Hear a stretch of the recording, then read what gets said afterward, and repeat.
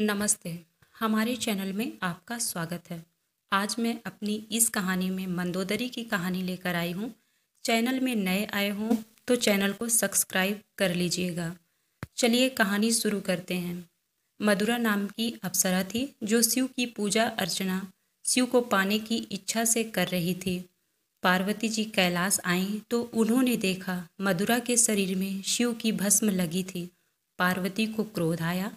पार्वती ने मधुरा को श्राप दिया कि वह 12 वर्षों तक मेढकी बन के रहेगी। मधुरा 12 वर्षों तक मेढकी बनकर एक कुएं में रही।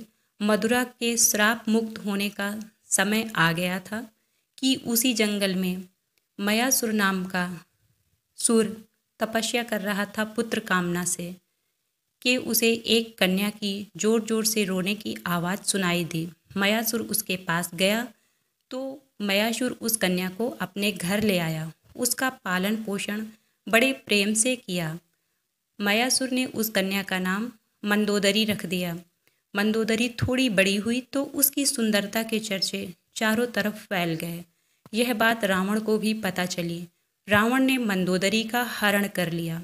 मंदोदरी का हरण कर रावण उसे लंका ले आया। मंदोदरी मयासुर को रावण से युद्ध करने में सक्षम नहीं समझती थी और उसे लगा कि मयासुर युद्ध में मारा जाएगा। इसलिए उसने रावण के साथ लंका में रहने का निश्चय कर लिया। वह लंका की महारानी बन रावण से विवाह कर लंका में रहने लगी। रावण द्वारा सीता का हरण किया गया। राम द्वारा रावण का वध किया गया। राम रावण के युद्ध में लंका पूरी तरह से तहस नहस हो गई थी। इस युद्ध में राम की विजय हुई।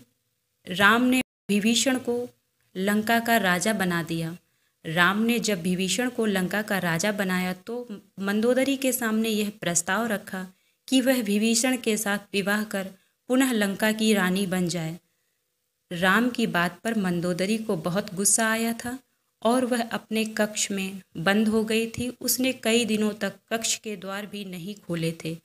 बाद में मंदोदरी को राम की बात सही लगी और उसने लंका के भविष्य के लिए विभीषण से विवाह कर लिया। इसके साथ ही कहानी समाप्त होती है। मिलेंगे अगली कहानी में।